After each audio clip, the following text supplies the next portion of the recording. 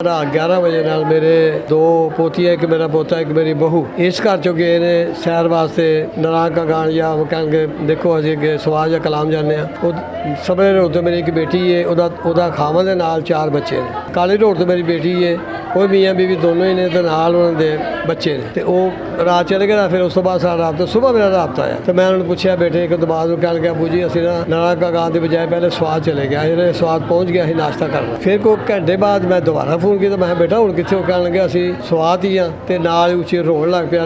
नाल मेरी बेटी बैठी वो भी बहुत धाड़ा मार के होई। मैं क्या बेटा होया की कह लगे अबू जी साढ़े बच्चे दरिया बुर्द हो गए।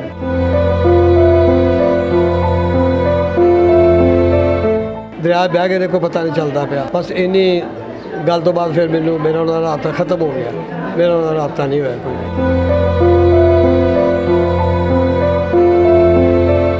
जी मैं इस वक्त स्वात में होने वाला वाक़या और डूबने वाले फैमिली के घर में मौजूद उनके जो सरबराह हैं उनके जानते हैं कि उन ये कब गए हैं और कितने अफराद उधर नज़र हुए हैं।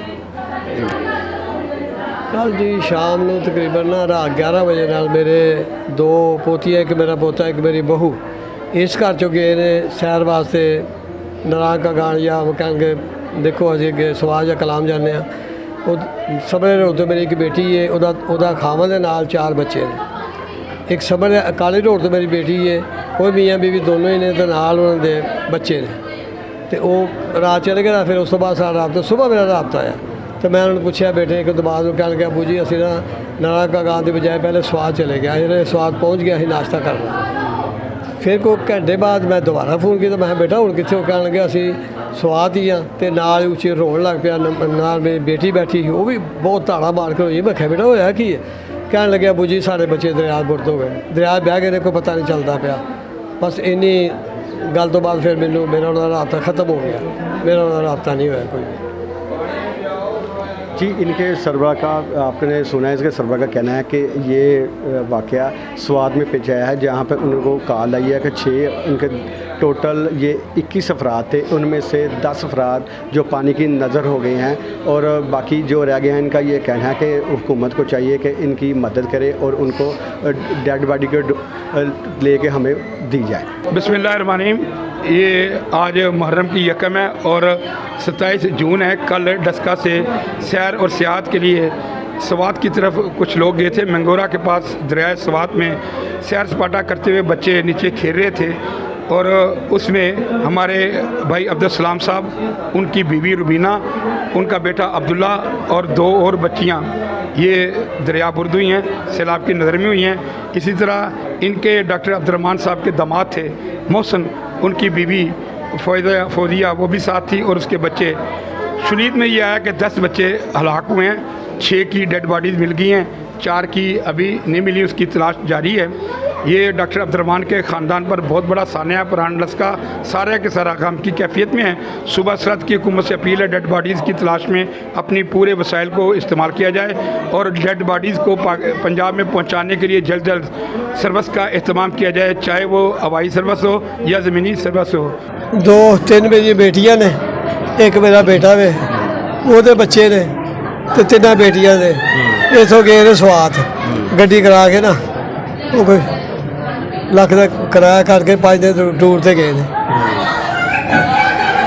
ਇੱਥੋਂ ਦਾ ਚਲੇ ਗਏ ਨੇ। ਉਸ ਤੋਂ ਬਾਅਦ ਸਵੇਰ ਤੱਕ ਰਾਤ ਤੱਕ ਕੋਈ ਨਹੀਂ ਆਇਆ। ਸਵੇਰ ਮੈਂ ਆਪੇ ਫੋਨ ਕੀਤਾ ਆਪਣੇ ਦਮਾਦ ਨੂੰ, ਉਹਨੇ ਮੈਨੂੰ ਕਿਹਾ ਵੀ ਅਬੂ ਜੀ ਅਸੀਂ ਨਾ ਜਾਣ ਰਾਲ ਕਗਾਰ ਸੀ ਲੈ ਕੇ ਅਸੀਂ ਸਵਾਤ ਵਾਲੇ ਪਾਸੇ ਇੱਧਰ ਆ ਗਏ। ਮੈਂ ਚਲੋ ਠੀਕ ਹੈ।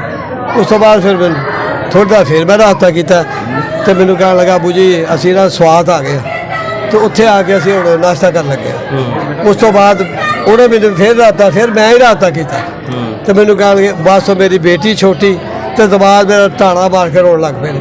ਮੈਂ ਕਿਹਾ ਬੂਈ ਸਾਡੇ ਬੱਚੇ ਰੁੜ ਗਏ ਨੇ। ਤੇ ਬਾਕੀ ਜਿਹੜੇ ਹੁਣ ਉਹ ਪਤਾ ਸਾਨੂੰ ਕੋਈ ਨਹੀਂ ਲੱਗਦਾ ਪਿਆ, ਸਾਡਾ ਹੁਣ ਰਾਬਤਾ ਕੋਈ ਨਹੀਂ ਉੱਥੇ ਹੁੰਦਾ ਪਿਆ, ਕਿਉਂਕਿ ਉਹ ਜਿਹੜੇ ਮੇਰੇ ਦਮਾਦ ਨੇ ਨਾ ਸਾਨੂੰ ਇੰਨਾ ਹੀ ਪਤਾ ਲੱਗਾ ਕਿ ਉਹ ਦਰਿਆ ਰੁੜੇ ਨੇ, ਲੇਕਿਨ ਪਤਾ ਕੋਈ ਨਹੀਂ ਲੱਗਦਾ ਬੱਚੇ ਹਨ ਤਸਵੀਰ ਬਣਾਉਂਦੇ ਪਰ ਹੁਣ ਅੱਗੋਂ ਸਮਝ ਨਹੀਂ ਆਉਂਦੀ ਵੀ ਕੋਈ ਜੀ ਬੱਚੇ ਜਿਹੜੇ ਨਾ ਉਹ ਸਾਰਿਆਂ ਦੇ ਬੱਚੇ ਤਕਰੀਬਨ ਮੇਰੀ ਵੱਡੀ ਪੋਤਰੀ ਹੈ ਸਲਾਮ ਦੀ ਬੱਚੀ ਹੈ, ਨਾਲ ਮਤਲਬ ਹੈ ਕਿ ਛੋਟੀ 17 ਸਾਲ ਦੀ 19 ਸਾਲ ਦੀ ਹੈ, ਪੋਤਰਾ ਜਿਹੜਾ ਕੋਈ 15-16 ਸਾਲ ਦਾ ਉਸ ਤੋਂ ਦੂਸਰੇ ਦੇ ਬੱਚੇ ਵੀ ਨੇ, ਹੁਣ ਮੈਨੂੰ ਹੁਣ ਉਹਨਾਂ ਦੀ ਯਾਦ ਆਉਂਦੀ ਵੀ, ਲੇਕਿਨ ਇਹ ਪਤਾ ਲੱਗਦਾ ਵੀ ਕਿੰਨੇ ਕਿੰਨੇ ਉਹਨਾਂ ਕੋਲ ਪਤਾ ਲੱਗਦਾ ਪਿਆ ਇਸ ਵਾਰ ਨਹੀਂ ਇਸ ਵਾਰ ਉਸ ਤੋਂ ਬਾਅਦ ਹਫ਼ਤਾ ਹੀ ਨਹੀਂ ਨਾ ਹੋਇਆ। ਬਸ ਇਹਨਾਂ ਦੇ ਬੱਚੇ ਰੁੜ ਗਏ, ਨਾਲੇ ਰੋਂਦੇ ਹਨ ਵੀ ਬੜੇ ਕਲਾਉਂਦੇ ਹਨ। ਉਸ ਤੋਂ ਬਾਅਦ ਸਾਰਾ ਹਫ਼ਤਾ ਕੋਈ ਨਹੀਂ ਉਹਨਾਂ ਨਾਲ ਆਇਆ।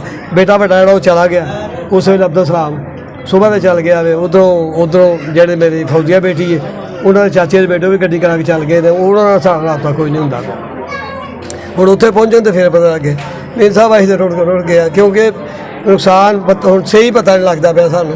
ਉੱਥੇ ਰਾਬਤਾ ਉਹਨਾਂ ਨਾਲ ਹੋਵੇ ਤਾਂ ਫਿਰ ਪਤਾ ਲੱਗਦਾ, ਲੇਕਿਨ ਬੱਚੇ ਹੀ ਜਿਹੜੇ ਨੇ ਉਹ ਇਹ ਦੱਸਦੇ ਨੇ ਪਿਓ। ਹੁਣ ਇਹ ਨਹੀਂ ਪਤਾ ਮੇਰੀ ਉਹਦੀ ਬਹੂ ਵੀ ਹੈ ਨਾਲ, ਹੁਣ ਸਾਨੂੰ ਉਹ ਇਹਦਾ ਕੋਈ ਨਹੀਂ, ਕਿਉਂਕਿ ਉਹਨਾਂ ਦਾ ਰਾਬਤਾ ਕੋਈ नहीं, वो बेचारे बड़े परेशान हैं। फ्लड आया रेला जो भी हुआ है, तो बच्चे बह गए हैं, उनमें से जो बड़े लोग हैं उनमें से बाजी और बाकी लोग महफूज है। बच्चों में से अभी तक जो पता चला है उसमें से भाभी की डेथ हो चुकी है, उनके 2 बच्चों की डेथ हो चुकी है, बाजी के 2 बच्चों की डेथ हो चुकी है, और 2 बच्चे रिकवर हुए हैं बकौल उनके, वो भी ठीक है। तो 2 बच्चे अभी तक लापता, उनका कोई पता नहीं। टोटल कितने लोग गए थे? टोटल बड़े भाई के 3 बच्चे थे, छोटे की 4 थे, उसके छोटे 4 8 3 यार 14-15 लोग थे।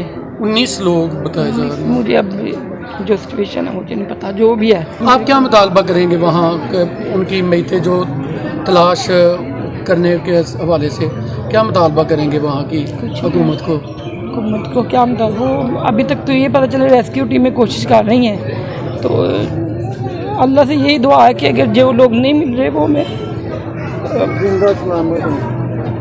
जिंदा मिल जाए। बाकी जो है उनके लिए रिक्वेस्ट की है कि उनकी डेड बॉडी को ना वापस भेज दिए, जो फीमेल है साथ में उनको वापस भेज दिया जाए डेड बॉडी के साथ ही। और अगर कोई मेल वहाँ पे रुकना चाहे तो वो रुक लें, ताकि अगर कोई और मिल जाए तो अच्छी। इसके अलावा भी पता चला है 80 के करीब लोग जो है ना इस हादसे का शिकार हुए हैं हमारी फैमिली के अलावा भी। तो अल्लाह ताला जिनकी अभी तक बच्चे या औरतें जो भी फैमिली नहीं मिल रही, अल्लाह सबको महफूज रखे।